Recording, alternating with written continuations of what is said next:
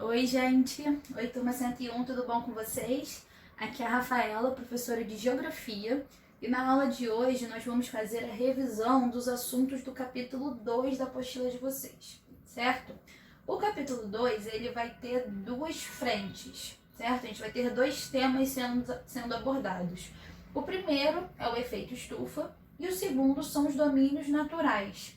E os domínios naturais, eles podem ser classificados em outros grandes grupos, onde a gente vai estudar os domínios tropicais, os domínios temperados e os domínios circumpolares, certo? O primeiro tema do capítulo foi o efeito estufa, tá? Cuidado aqui, tá, gente? O efeito estufa, ele é um mecanismo natural do planeta para possibilitar a manutenção da temperatura terrestre, ou seja, o efeito estufa por si só, ele não é um problema, tá? Muito pelo contrário. É exatamente pela existência desse efeito estufa que grande parte das formas de vida do nosso planeta conseguem se desenvolver. A média do planeta, da temperatura do planeta, ela fica em torno de 15 graus Celsius. Aí vocês vão pensar, Rafa, mas aqui no Rio tá sempre calor pra caramba, nunca faz menos de 30. Mas é uma temperatura global, tá, gente? Então, ela vai ficar na média dos 15 graus. Como funciona esse efeito estufa? O Sol, continuamente, ele emite para o espaço imensas quantidades de radiação. Um terço dessa radiação que atinge a Terra, ela é refletida de volta para o espaço assim que alcança a atmosfera. O restante penetra a atmosfera e vai chegar à superfície terrestre. Que superfície é essa? Vai ser os continentes, os oceanos, mantendo-as aquecidas. Para manter o equilíbrio energético, a Terra deve irradiar de volta para o espaço a maior parte da energia que chega à superfície. Essa radiação térmica fica em parte retida pela própria atmosfera, pois é absorvida por determinados gases presentes, que são os famosos gases do efeito estufa, esses gases que têm essa capacidade de reter calor, e então o calor é enviado para a superfície, assim mantendo a temperatura da Terra em níveis estáveis. Esse mecanismo ao qual se dá o nome de efeito estufa. Para vocês terem uma ideia, sem esse efeito estufa natural, o planeta poderia ficar cerca de 30 graus mais frio. Tem noção? É muita coisa. E com isso, várias das nossas espécies de vida, espécies animais e vegetais, não conseguiriam se desenvolver. Inclusive, o planeta ele se tornaria um lugar, um ambiente bastante hostil até mesmo para a espécie humana, certo? Só que o que está acontecendo, gente? A gente tem tido um aumento da temperatura média da Terra, principalmente causado pelas ações humanas, tá? Essas ações humanas estão desequilibrando o efeito estufa. Que ações são essas? A gente vai ter a poluição, principalmente devido à queima de combustíveis fósseis, a gente vai ter o desmatamento, a gente vai ter as queimadas. E o que acontece? As florestas, elas ajudam a regular a temperatura e os níveis das chuvas no planeta. Logo, quando a gente tem a retirada dessa camada vegetal, a temperatura da Terra aumenta. Já os poluentes emitidos por essa queima dos combustíveis fósseis, elas retêm o calor nas camadas baixas da atmosfera, impedindo que seja liberado para o espaço, aumentando a temperatura global como um isolante térmico, com graves consequências, certo? Consequências para quem? Quais são essas consequências? A gente vai ter um desequilíbrio dos ecossistemas, a gente vai ter consequências para a sociedade, certo? E exatamente esse aumento da temperatura média do planeta, ao qual nós damos o nome de aquecimento global. Quais são as principais consequências do aquecimento global? O desequilíbrio dos ecossistemas, como eu já mencionei, o aumento do nível do mar, certo? Que vai colocar em risco ilhas e cidades litorâneas, como por exemplo Nova York e Rio de Janeiro, tá? A gente vai ter o derretimento das geleiras e das calotas polares. Nós vamos ter também eventos climáticos extremos mais frequentes e mais intensos, tá? Que eventos climáticos mais extremos são esses? tempestades, furacões, tornados, nevascas, ondas de calor, ok? Esse foi o nosso tema, né? Nosso tema do efeito estufa.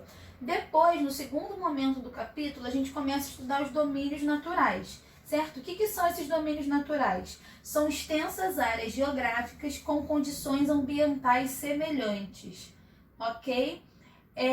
A gente vai ver que a gente vai ter um predomínio, né, de alguns fatores, como por exemplo, elementos como a vegetação, relevo, clima e os solos.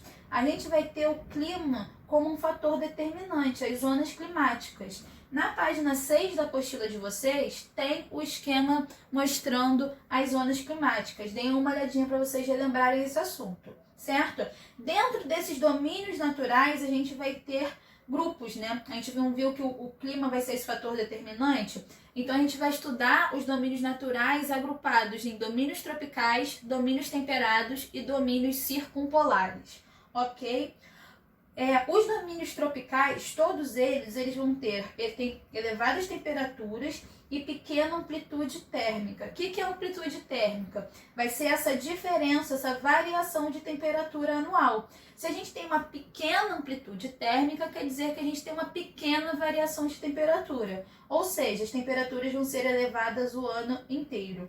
Os domínios tropicais, eles se localizam entre o trópico de Câncer e o trópico de Capricórnio. Tá? O primeiro domínio que a gente vai estudar vai ser as savanas tropicais, certo? Ela engloba superfícies dos continentes com partes na América do Sul, na África, na Austrália e na Índia. Tá? As savanas, elas são compostas principalmente por plantas rasteiras, como por exemplo, capins, árvores e arbustos de galhos retorcidos e folhas pequenas. Tá? Aqui no Brasil, a savana é conhecida como cerrado, ok? O segundo domínio que a gente vai estudar são as estepes tropicais. Essas estepes, elas ocorrem em faixas intermediárias entre as savanas e os desertos.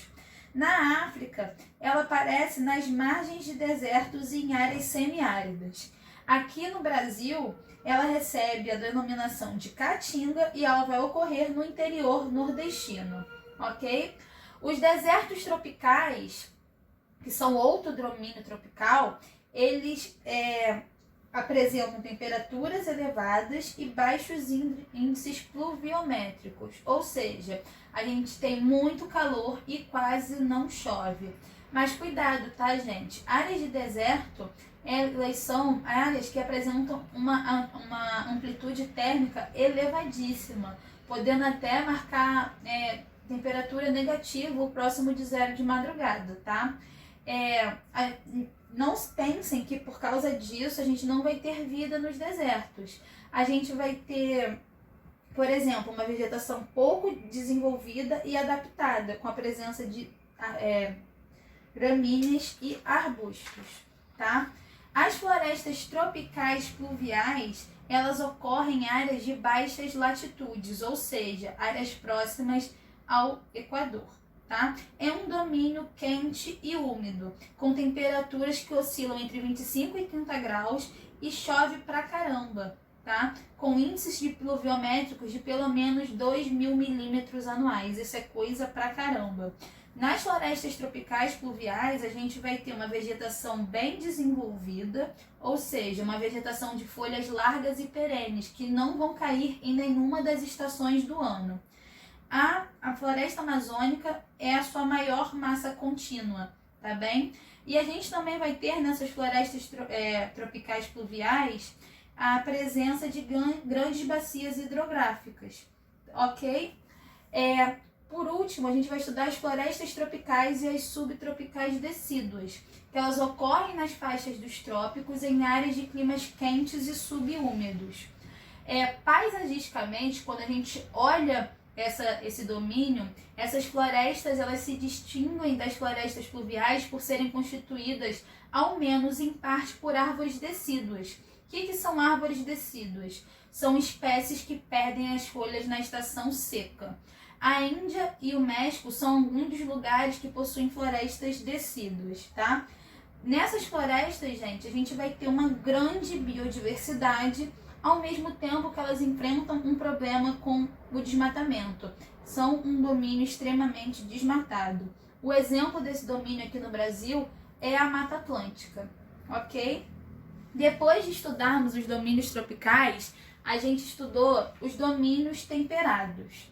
Os domínios temperados, eles ocorrem, tem a sua área compreendida entre os trópicos e os círculos polares, tá? Nas latitudes médias, e vão apresentar como característica principal as 4 estações bem definidas, tá? Com invernos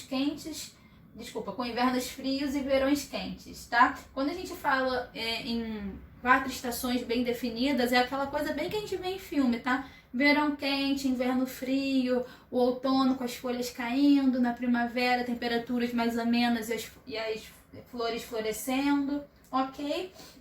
O primeiro que a gente viu foi as florestas temperadas. As florestas temperadas, elas se caracterizam como uma área com verão quente e úmido e inverno rigoroso, tá? O solo dessa floresta recebe muito mais luz do que a da floresta tropical. E por causa disso, ela vai apresentar grande diversidade de vegetação rasteira e arbustiva no seu interior. As árvores mais comuns desse bioma são os álamos, os pinheiros, os abetos e os carvalhos. Elas possuem folhas que envelhecem, secam e morrem no outono, evitando que sejam queimadas pelo gelo do inverno, dificultando sua sobrevivência. Atualmente, as florestas temperadas elas estão bastante reduzidas em bosques em áreas montanhosas, graças às derrubadas por causa da ocupação humana, tá? Depois, gente, a gente estudou as pradarias. O que são as pradarias? Elas são compostas de uma vegetação rasteira, usada principalmente para pastagem e cultivo de cereais, tá? Aqui no Brasil, é conhecido como Pampa Gaúcha e vai ser encontrado principalmente nas planícies do Rio Grande do Sul. O último domínio temperado que a gente viu é o chaparral ou a vegetação mediterrânea, que é uma pequena área do globo, certo? Reunindo faixas de terra dos litorais da África do Sul, da Austrália, do norte da África e do sul da Europa, nas quais os invernos são úmidos e frescos e os verões são secos e muito quentes, tá?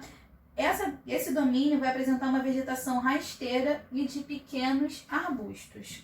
E por último, a gente estudou os domínios circumpolares. Esses domínios se localizam em altas latitudes e as temperaturas estão sempre abaixo de zero, com uma baixa precipitação, tá? O primeiro domínio circumpolar que a gente estudou foi a floresta boreal de coníferas, que também pode ser conhecida como taiga. Coloquei no quadro pra gente como taiga, tá? Esse domínio, ele recobre extensas faixas na Eurásia e da América do Norte, entre as florestas temperadas e as pradarias ao sul e o limite da tundra ao norte. O que é uma conífera? A conífera é uma planta que ela se forma de uma maneira de pinhas, tá? Então é aquela ideia do pinheiro, ok? Já a tundra, gente, é o domínio no qual a temperatura e as estações de crescimento curtas impedem o desenvolvimento de árvores. Por isso, tundra tem o seu significado como terra sem árvores, ok? Então, devido a essas baixíssimas temperaturas, a tundra é composta por musgos e líquens. Ela apresenta um aspecto úmido devido ao derretimento do gelo e à baixa evaporação. Na tundra, a gente também vai encontrar o permafrost. O que é o permafrost? É um solo que permanece na temperatura do congelamento da água ou abaixo dessa temperatura durante 2 anos ou até mais tempo. O permafrost, então, ele é um solo permanentemente congelado. Ele vai ocorrer em altas latitudes boreais ou em elevadas altitudes nas montanhas, tá? E além disso, na tundra a gente vai encontrar uma fauna variada, apesar das condições climáticas serem bastante, rigorosas, ok? Aqui a gente termina a nossa revisão do capítulo 2. Anotem possíveis dúvidas e até a próxima, galera. Beijinho, tchau, tchau!